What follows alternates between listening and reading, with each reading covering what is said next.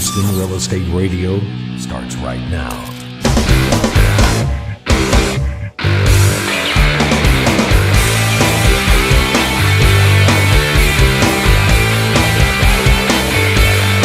Thanks for tuning in to Houston Real Estate Radio this Sunday afternoon to learn more about real estate news and information you can use on your next real estate transaction. I'm Shannon Register, and you can find more about our guest and issues that we bring on the show at HoustonRealEstateRadio.com. We also have a fan page over on Facebook, and you can listen to us on iTunes or using the iHeartRadio app, and we're also on Voice America. If you have a real estate question, give us a call, 281-882-8088. We're always happy to answer your questions right here on the air every Sunday. You can tweet us your questions using Twitter. You can use hashtag HRER, and we'll answer those on the air as well. That number again is 281-882-8088. If you just want to know what your house is worth, let me know that, and I'll be happy to call you and tell you. We've got a lot of housing prices rising in our Houston market, so it's good to know where you're at on your house value. And if you've got a question, give us a call. We do have a buyer's guide that we're still sending out that's put out by the National Association of Realtors, and we can send that to you if we answer your question on the air. We've got a great show lined up for you today. I'm excited because this afternoon, we're going to start out with Bob Mitchell. He is the president of the Bay Area Houston Economic Development Partnership, and we're excited to have him on the air to really talk to us about the Bay Area. We've been trying to do some different segments focusing on different areas of Houston, and this is an area that we just have not had a lot of discussion about, so I think it's time to visit that. So welcome to the program. Well, thank you for having me. So tell us what's going on in the Bay Area. Sure. Well, let me explain what Bay Area Houston Economic Partnership is. We just celebrated our 37th year in existence. We're a 501c6 nonprofit. We're funded by 13 cities, both Harris and Galveston County, the Port of Houston. We represent about 800,000 people that live in our community. And basically, it consists of 5 different school districts: Friendswood, Pasadena, Dickinson, Clear Creek Independent School District, and LaPorte Independent School District. Again, we're funded by 2 different counties, both Harris and Galveston County. And we work to recruit companies here. You have a lot of private members as well. Absolutely, 275 total members, about 51 aerospace companies, about 14 different specialty chemical companies, as well as bankers, brokers, and developers. Let's talk about the aerospace community. What's going on? Because there was such a downsizing in the whole NASA program. I'm sure it affected the area a lot. Well, it did. There was a downsizing. We lost about 3,500 highly technical engineers once the shuttle was retired, and then the president canceled the Constellation program. We worked very hard to relocate those people into other industry clusters within the region.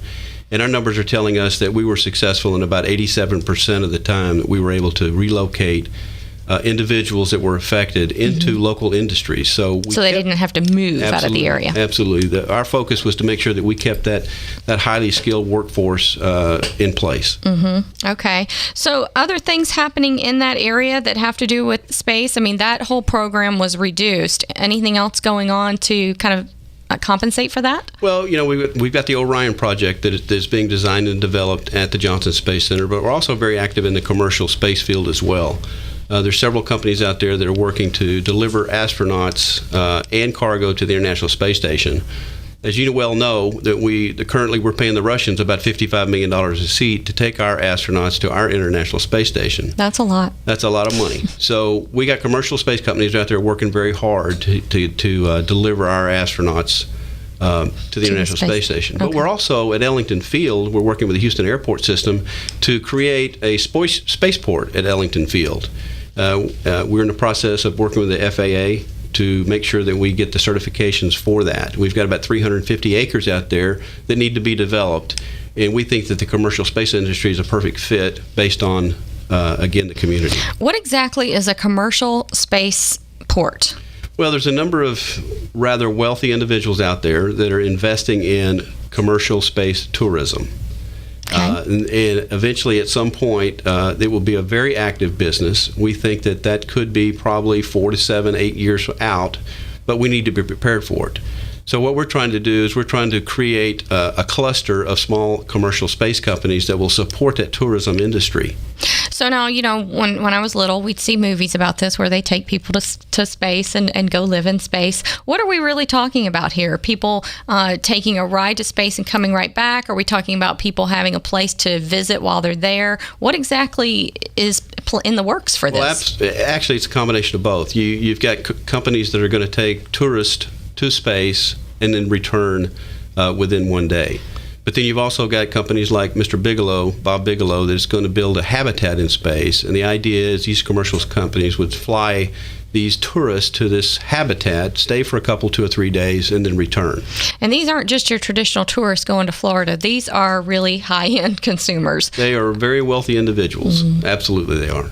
And any idea what kind of value is placed on a trip into outer space? I would say that a couple of the commercial space industries right now are selling their seats for about $200,000 a piece. But I think as this industry matures, that cost will probably come down to about $60,000 a seat. That's $60,000 more than I can afford to go, but there are a lot of individuals out there that would love to be able to say they went to space. Right.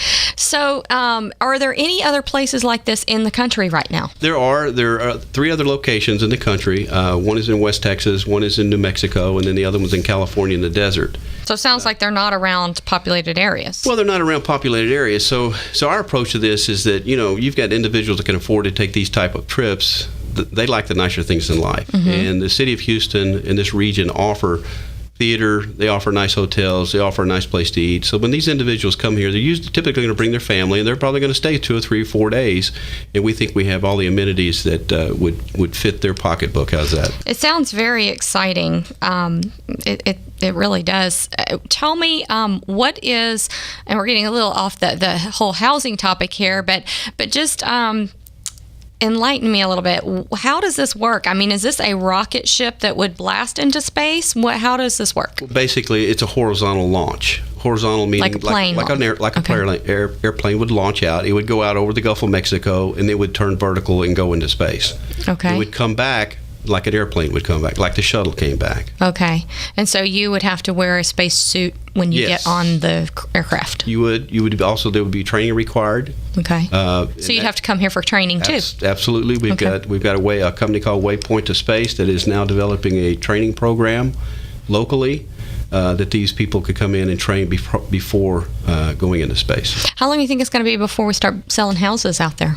We're in space. In space. If Bob Bigelow has his ways, it'll be within the next 4 or 5 years. Am I going to have to get a different license to be able to sell houses out in space? You could.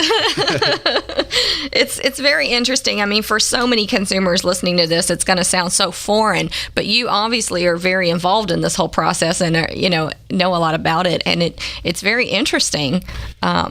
It is. If you look at what we do in economic development, it ranges everything from, like you said, space to specialty chemical to also developments that are occurring in our area as well. So let's talk about some of the other projects that you have going on. I understand that you're working on the storm surge suppression. Tell us about that. Absolutely. When Hurricane Ike hit, we had about $35 billion in damage that occurred. Well, $30 billion of that was from storm surge. So the concept is to keep the storm surge from coming into the Bay Area and up the Houston Ship Channel. So what we've been doing is working with the Netherlands, Texas A&M and Galveston. Dr. Bill Merrill came up with this concept called the Ike dike.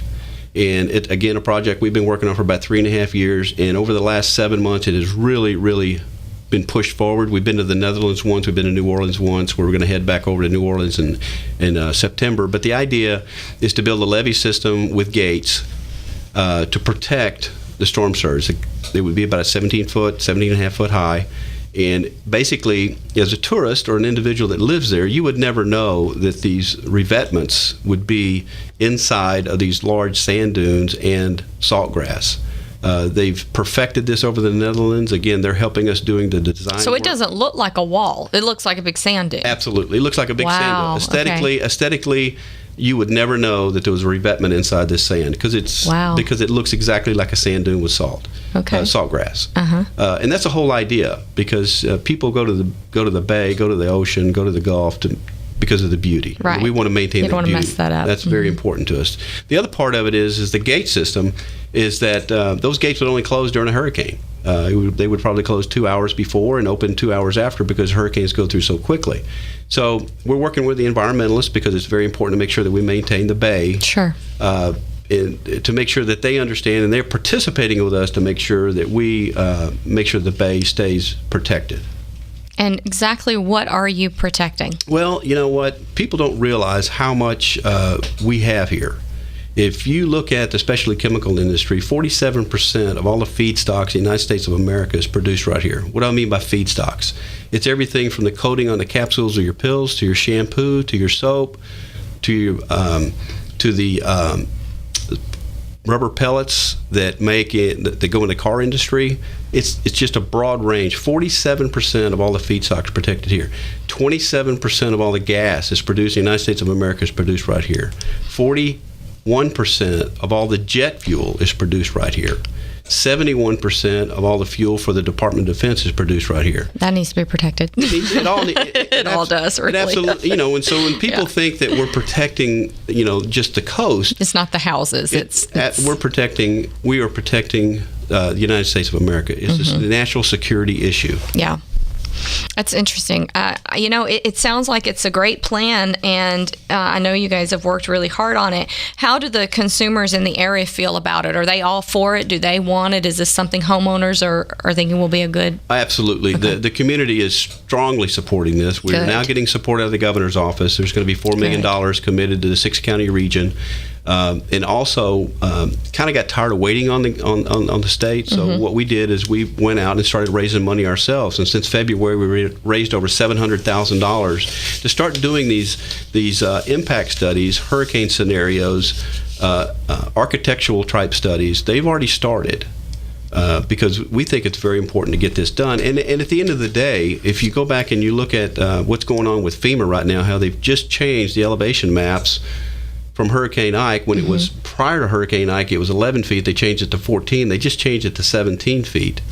They also just enacted the Biggert Waters Act, which causes everybody's flood insurance to go up. We have got individuals that are living in Nassau Bay today that last year paid $800 for their flood insurance. They just got a bill for $3,200, and that money, and it will go up at 25%. Over the next 4 years, each year for the next 4 years. No questions asked.